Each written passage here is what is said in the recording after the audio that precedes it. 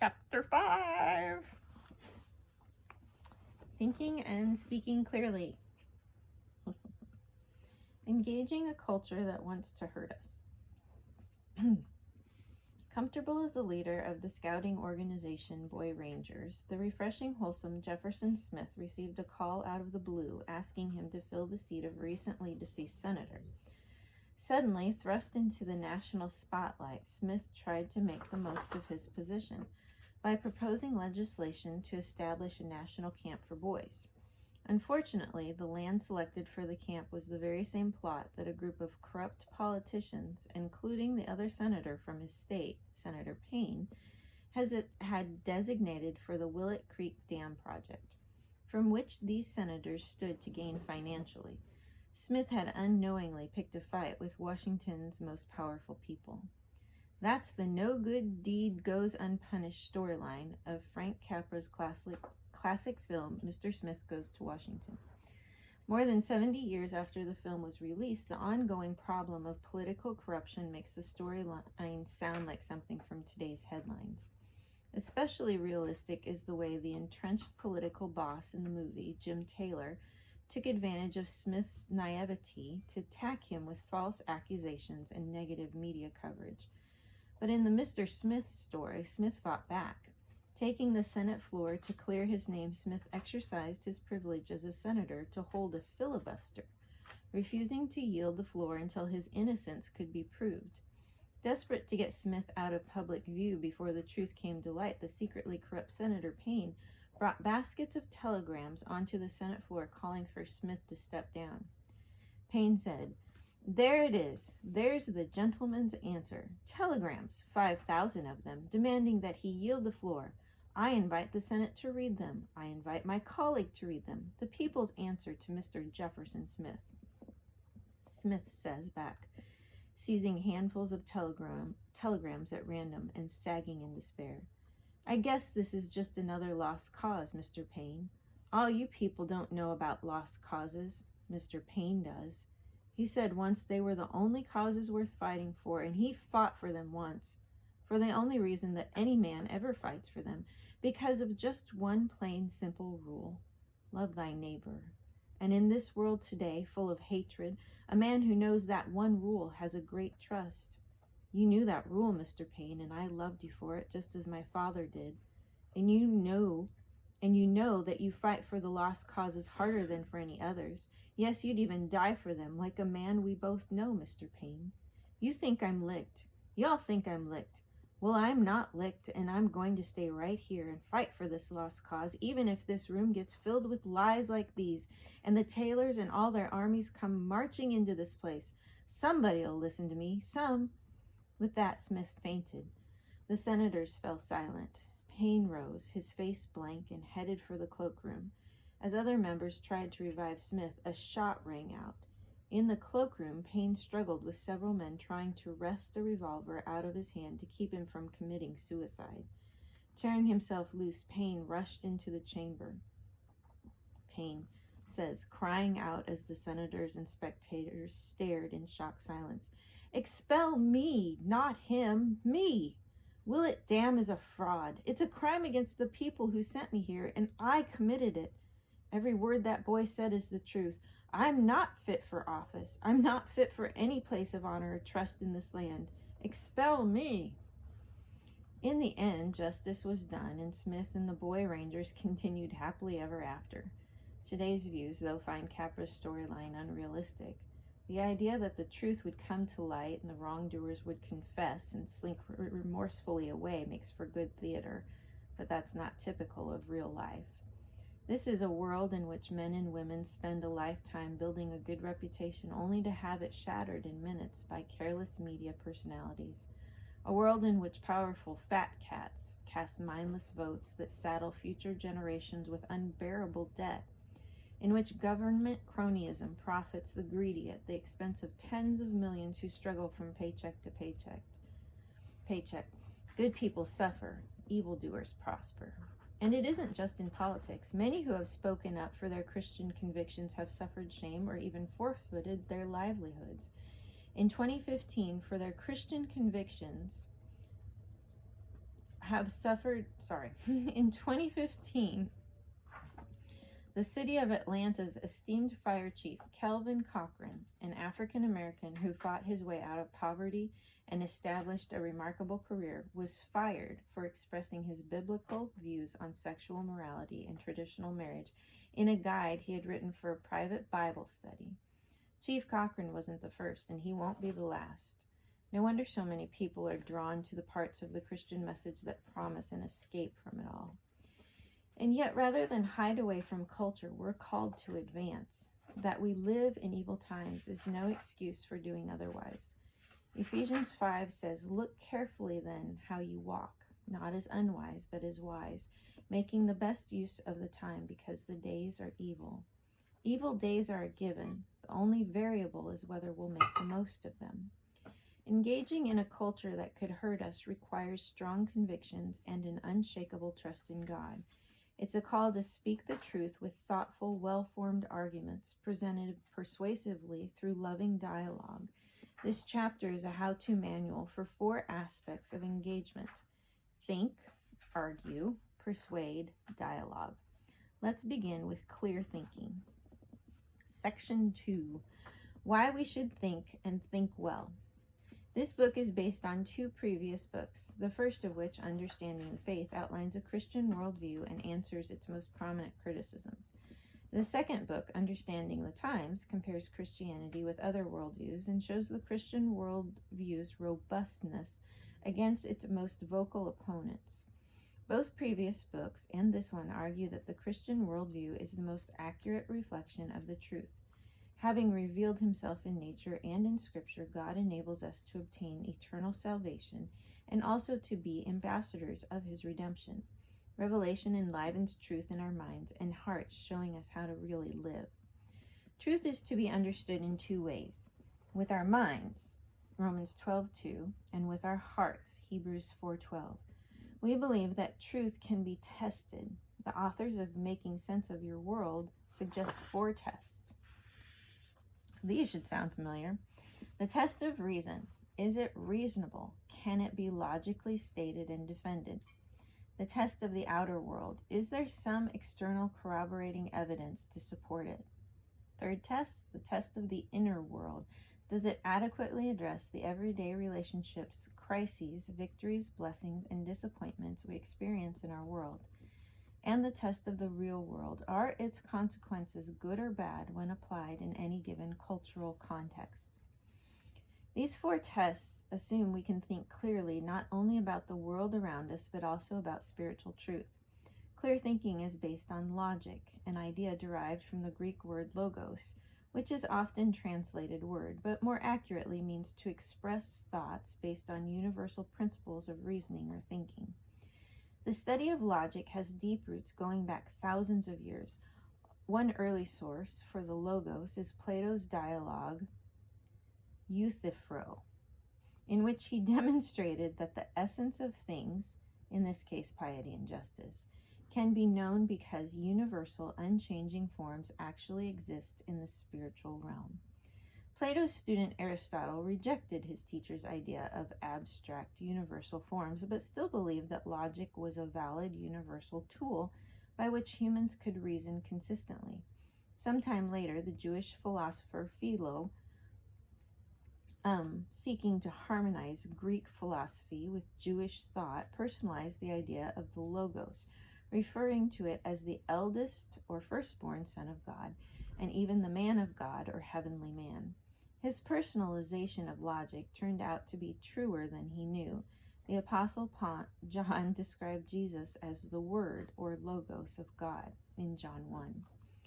Whatever the origin, Logos proposes that logic and rational thought exist first in the mind of God, who applies them consistently and impartially in our human experience. We are bound by the laws of logic as surely as we are bound by the law of gravity. If universal principles of reasoning don't exist or cannot be discovered, there is little point in seeking to know the truth and communicate it. If universal principles of reasoning do exist, though, and we can know them, it's possible for us to think well enough and communicate clearly enough to reach out to our fellow humans no matter what culture we're from or what subject we're talking about. With this brief overview in our pockets, let's look at 2 ways logic is worked in our lives through clear definitions and critical thinking. Okay, so turned rightly. There we go. The art of reasoning involves clear definition of words. Logic is the art of formulating conclusions and outlining the reasons supporting those conclusions. Together, these conclusions and the reasons that support them is called an argument. Many people think the word argument is just another word for quarrel, but this isn't so. Arguments are merely groups of statements, called premises, supporting a conclusion. To reason well, we must take words and language seriously. As the Apostle John argued in John 1:1, Jesus Christ is the Logos of God. His words have the power to create. Only God can create something out of nothing, but because humans bear his image, we can also use words to create. Proverbs 18 says, "Death and life are in the power of the tongue, and those who love it will eat its fruits." A properly used word is a well-defined word. This is especially true of terms like justice, or modesty, or respect, which are notoriously hard to pin down. The goal of defining words is not to make them robotic, but to make them clear enough that rational people who aren't otherwise influenced by prior commitments may understand what is meant. Good definitions must be as clear as possible, not vague or fuzzy. Good definitions must also avoid being too broad. It's unhelpful, for example, to answer the question, "When will you be home?" by saying later. Finally, good definitions must not be ambiguous. Their intended meanings must be as plain as possible. When politicians proclaim that their opponents are engaged in a war on women, for example, they are intentionally using an ambiguous definition of war to imply, without having to provide an explanation, that their opponents are acting evilly. Unsurprisingly, not everyone who defines words is doing so in the service of clear thinking. Some people define words persuasively, attempting to get their hearers to adopt their point of view. It's okay to try to persuade others, but it's sketchy to use definitions to make people think an issue is settled without making valid arguments for it. This is what happens, for example, when someone who thinks same-sex marriage is wrong is called a homophobe, someone who fears homosexuality. Such a definition is used to make it seem that the person's convictions are, in fact, a mental disorder. Clear thinkers, though, seek to use definitions in a lexical fashion, reflecting the common use of the word in a language precisely enough that their hearers are able to think more clearly about what is being discussed. Language is ambiguous. Words and definitions aren't precise in the way scientific formulas are, and they may even change over time. This is why we must seek clear definitions that reduce uncertainty in our communication with others. As we'll see, many people take advantage of language's inherent ambiguity to manipulate their hearers' emotions, desires, or needs. Saying things like, "Rich people aren't paying their fair share," uses words vaguely to evoke feelings of resentment. After all, what would a fair share be? Who gets to decide? Often, language is manipulated through euphemisms to avoid offending the easily offended. Sometimes this leads to a more accurate use of words. Flight attendant rather than stewardess, for example. Other times it leads to a cynical use, for instance, undocumented alien rather than illegal immigrant. To reason well, we must define words as clearly as possible in a way that makes our meanings plain and rises above claims of bias or manipulation. The art of reasoning involves critical thinking. The term critical thinking describes the kind of thinking that enables people to cut through ambiguity to make meaning clear. The textbook, Critical Thinking, A Student's Introduction, defines this term as follows. Critical thinking is the general term given to a wide range of cognitive skills and intellectual dispositions needed to effectively identify, analyze, and evaluate arguments and truth claims, to discover and overcome personal preconceptions and biases.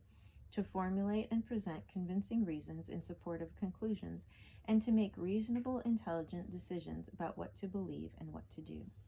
This is a good example of a clear and thorough definition. It takes an ambiguous word and explains it in terms of its outcome, namely the ability to effectively evaluate arguments and present clear reasons on which good decisions may be based.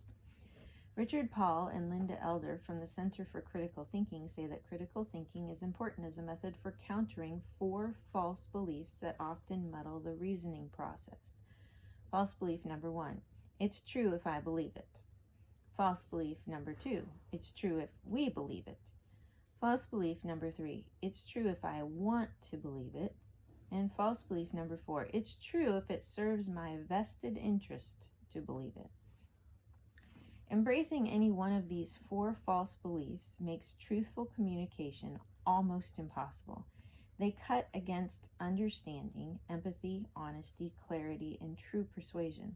Paul and Elder put it this way: the human mind is often myopic, inflexible, and conformist, while at the same time highly skilled in self-deception and rationalization. People are by nature highly egocentric, highly sociocentric, and wantonly self-interested. Their goal is not truth, but advantage. They have not acquired their beliefs through a rational process. They are highly resistant to rational critique. Blind faith, fear, prejudice, and self-interest are primary organizers for much human thinking. Self-delusion in conjunction with lack of self-command characterizes much human thinking. A highly compromised integrity is the result. Without a long-term transformation of the mind, little can be done to produce deep, honest thought. Isn't that encouraging? This gloomy assessment shouldn't shock Christians who realize sin's effects. Rather, it ought to renew our own commitment to deep, honest thinking as God's image bearers. Here are 8 characteristics of good critical thinking. Clarity, to make one's meaning as plain as possible. Precision, to make important distinctions in a way that sets apart alternatives. Accuracy, to present exact information. Relevance, to state premises and conclusions simply, on topic, and without unwarranted assumptions. Consistency, to avoid contradictions in thought or actions. Completeness, to make arguments that are not superficially stated or ignorant of opposing points of view. Fairness, to be as impartial as possible and open about biases. And courage, to maintain a humble yet charitable attitude. Concealing the truth or manipulating others for selfish gain violates our created image. Also, as communication scholar M. Griffin points out, avoiding manipulation can make us more persuasive because people are more likely to agree if they know we truly love them and are putting their needs ahead of our own egos. Section 3. Why we should argue and argue well. If we're committed to using words accurately and thinking critically, we needn't be afraid of arguing. Arguments can be made positively, and we can always being prepared. That's just a weird way to put it. We can always be prepared to make a defense to anyone who asks you for a reason for the hope that is in you. With gentleness and respect, you can always be doing that. With this in mind, let's take a look at the art of argumentation. Woohoo! What good arguments look like and how to use them. A good argument satisfies the characteristics of good critical thinking by being accurately drawn from true premises. This is called deduction, or formed from a general principle that accurately summarizes what has happened in the real world, induction. I'll expand on these concepts later in the chapter, but for now, just keep in mind that good arguers habitually evaluate their own arguments by asking questions like these. Are the premises true? Does the reasoning correctly lead to the conclusion? Are the reasons relevant to the conclusion? Have I committed any logical fallacies? Is the argument complete and fair? They also learn to refute bad arguments by showing that the premises are false, the reasons given don't sufficiently lead to the conclusion drawn, the reasons aren't relevant to the conclusion is reached through logical error, or the argument isn't complete or fair. Let's dig a little deeper with illustrations and examples of how this is done. Earlier, we saw that an argument is a group of statements supporting a conclusion. Many things people think are arguments aren't actually arguments. For example, reports of information, personally held beliefs, or illustrations are not, strictly speaking, arguments. They may explain why a person might hold something to be the case, but they do not actually argue that it is the case. As an example of a non-argument, for instance, consider President Obama's 2015 State of the Union address, in which he advocated a minimum wage increase. He said, "To everyone in this Congress who still refuses to raise the minimum wage, I say this. If you truly believe you could work full-time and support a family on less than $15,000 a year, try it. If not, vote to give millions of the hardest working people in America a raise." Clearly, the president believes the minimum wage is too low and that a full-time minimum wage worker would earn around $15,000 a year. He might even think his illustration of asking members of Congress to try it is clever, but none of these things constitutes an argument. For his statement to constitute an argument, he would have to clearly outline his premises in a way that sufficiently, completely, and fairly lead to the conclusion without logical errors. Obviously, meeting the criteria for a good argument in the time constraints of a televised speech is difficult, but it's not impossible. In his 1995 State of the Union address, former President Bill Clinton made his case for an increase in the minimum wage as follows. "I know that a lot of you have your own ideas about tax relief, and some of them I find quite interesting. I really want to work with all of you. My test for our proposals will be, will it create jobs and raise incomes? Will it strengthen our families and support our children? Is it paid for? Will it build the middle class and shrink the underclass? If it does, I'll support it, but if it doesn't, I won't." The goal of building the middle class and shrinking the underclass is also why I believe that you should raise the minimum wage. It rewards work. 2.5 million Americans, often women with children, are working out there today for $4.25 an hour. In terms of real buying power, by next year that minimum wage will be at a 40-year low. That's not my idea of how the new economy ought to work. Now, I've studied the arguments and the evidence for and against a minimum wage increase. I believe the weight of the evidence is that a modest increase does not cost jobs and may even lure people back into the job market. But the most important thing is you can't make a living on $4.25 an hour, especially if you have children, even with the working families tax cut we passed last year. In the past, the minimum wage has been a bipartisan issue, and I think it should be again. So I want to challenge you to have honest hearings on this, to get together to find a way to make the minimum wage a living wage. Granted, Clinton's statement took 2 minutes instead of 30 seconds, but it clearly outlined his criteria, gave reasons, and drew a conclusion while calling for cooperation with a clearly defined goal. As we prepare to make good arguments, it's important to understand that arguments may be divided into 2 types, deductive and inductive. Deductive arguments are those in which the conclusion is deduced from the premises. If the premises are true, the conclusion is necessarily true. Generally speaking, deductive arguments move from the general to the specific. If the general principles are true, the specific conclusions must be also. Deductive arguments follow a format like this: major premise, minor premise, conclusion. This format of making an argument is called a categorical syllogism. It is the most recognizable of many types of syllogisms, probably because of this common example. All men are mortal. Socrates is a man, therefore Socrates is mortal. Here are 2 examples of categorical syllogisms. Argument by elimination. Either K walked to the store or she drove to the store. K did not walk to the store, therefore K drove to the store. Argument by definition. All uncles are male. Bill is an uncle, therefore Bill is a male. In these examples, if the major and minor premises are true, then the conclusion must be true as well. Deductive arguments can be either valid or invalid. An argument whose form is such that if the premises are true, the conclusion must be true is said to be a valid argument. This confuses people because it's possible for the premises to be false. but the form of the argument to still be valid. For example, all toasters are items made of gold.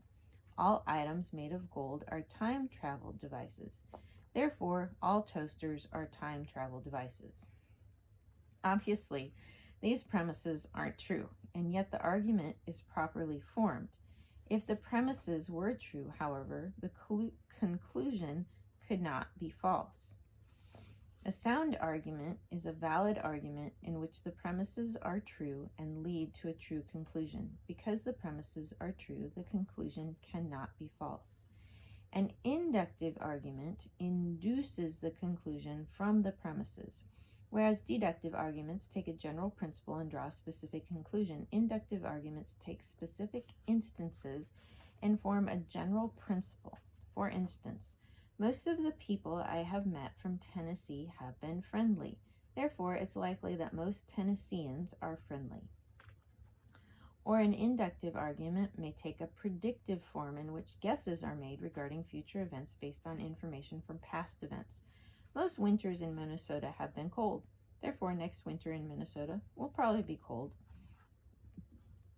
It may also take a statistical form, which allows for probability rather than certainty. 80% of the students at Biscayne College are Protestants. Sam is a student at Biscayne College. Therefore, Sam is probably a Protestant. Other forms of this argument include the argument from analogy, or drawing a conclusion based on comparison. An argument from analogy would be something like this. The best ideas are like trees. The more deeply rooted they are, the stronger they become.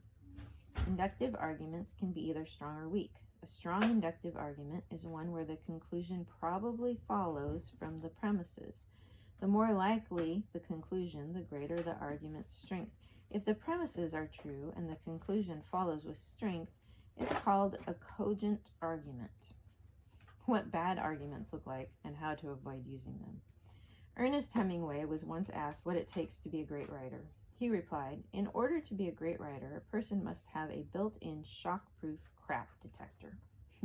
It's true in other areas as well. If you're a teacher, you have to be able to quickly discern whether your students are just filling exam space with words or actually offering reasoned arguments.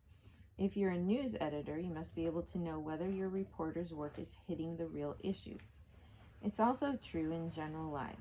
To not be fooled by every argument we hear, we must be able to discern whether arguments that sound good or even knock us back on our rear ends are actually true.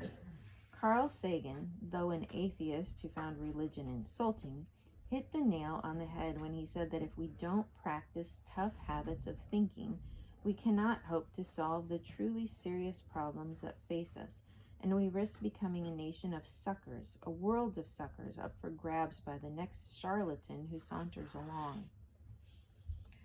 The term fallacy refers to mistakes that make arguments invalid, unsound, weak, or ineffective. There is no exhaustive list of fallacies. Following are some of the more common ones to avoid if you wish your arguments to be taken seriously. Ad hominem. It means against the man and represents an argument based on a personal attack. For example, Bob claims that marijuana does not interfere with a person's ability to do his job on a construction site, but we all know that Bob was a regular marijuana user in college.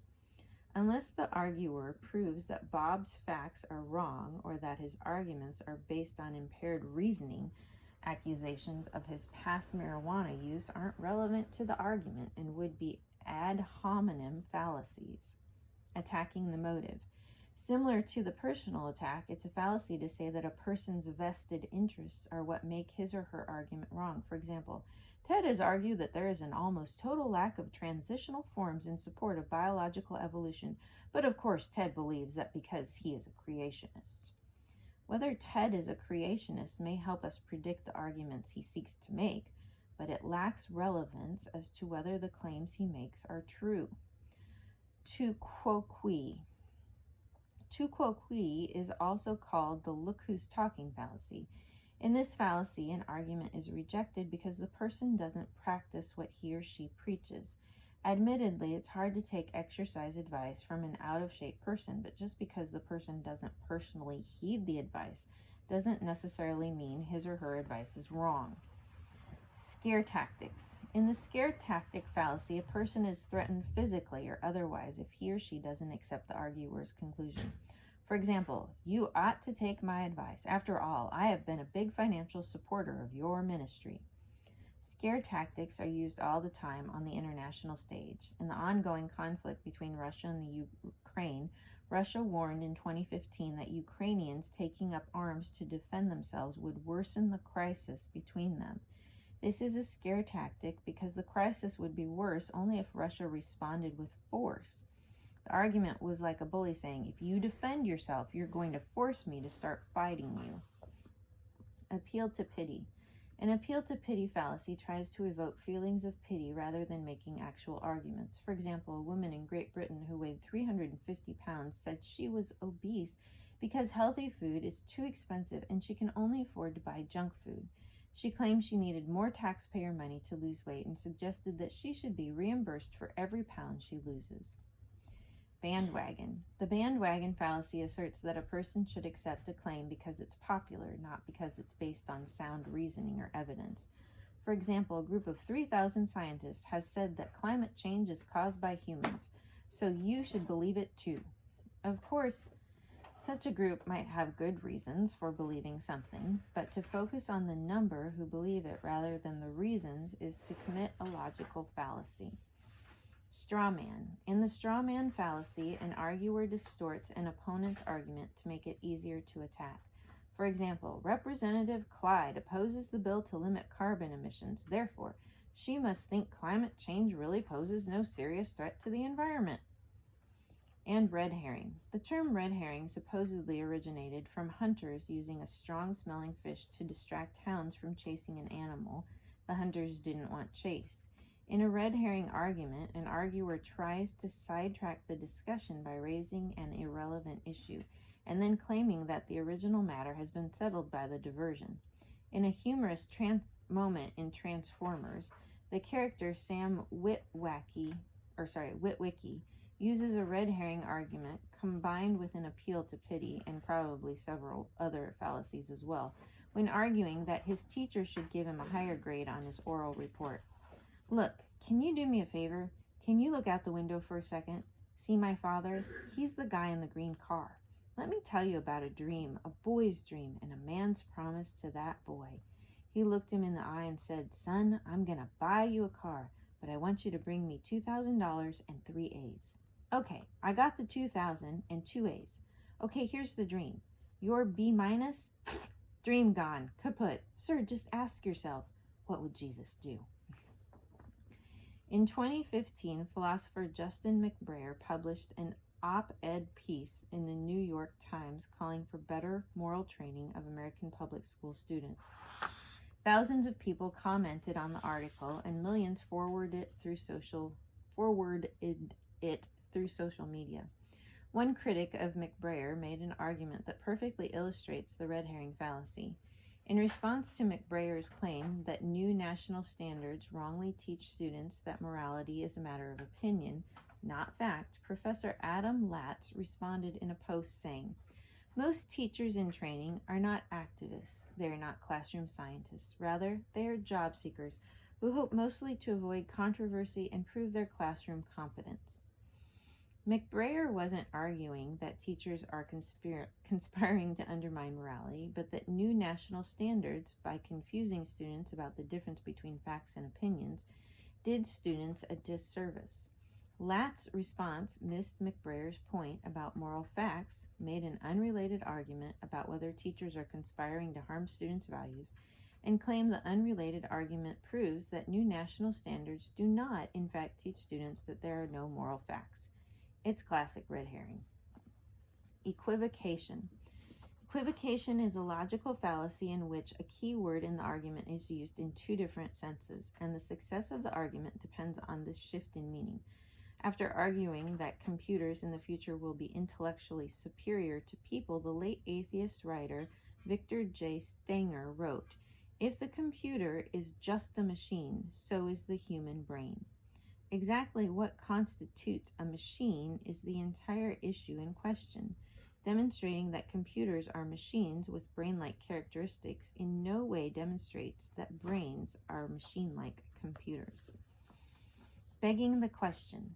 The begging the question fallacy, also called circular reasoning, assumes in the premise what the arguer is trying to prove in the conclusion. For example, the Bible says God exists. Everything the Bible says is true because God wrote it. Therefore, God exists. For this to be a valid argument, the arguer would need to demonstrate that the Bible is accurate in its verifiable claims and therefore ought to be considered reliable in the claims it makes that aren't verifiable. Inappropriate appeal to authority. We rely on authorities to help us judge things to be true or false based on their expertise. Appealing to expert authorities is usually a legitimate form of inductive argument. The appeal to authority becomes illegitimate, though, when the arguer appeals to a source who is not a genuine authority, has a reason to deceive, is inaccurate, is generally unreliable, comments out of context, contradicts general findings, or makes extravagant claims.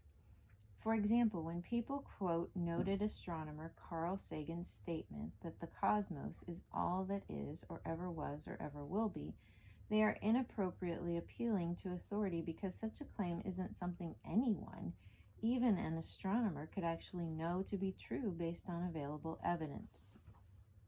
Appeal to ignorance. The appeal to ignorance fallacy says a claim must be true because no one has proved it false, or it's false because no one has proved it true. In explaining his vision for future computers, Victor Stenger said, "If there is anything we do that computers cannot, be patient. In time they will do it better, if it is worth doing at all." His claim was an appeal to ignorance in two ways. First, he based it on future events and thus couldn't be proved false. Second, he was saying that contrary claims were false because they failed to show that what computers cannot do is actually worth doing. False dilemma. In the false dilemma fallacy, an arguer poses a false either-or choice, arguing that Christians should support government programs. Craig Watts says, "Some politicians who identify themselves as Christians claim the only way the poor should be helped is by voluntary contributions. To use tax dollars to help them is theft, and using other people's money, they argue. Oddly, they don't seem to think that using tax dollars for crop subsidies, energy subsidies, surveillance apparatus, or weapon systems constitutes theft. The hypocrisy is clear." In this instance, Watts created a false dilemma by assuming that politicians' opposition to government subsidies for the poor is hypocritical unless they oppose all government subsidies.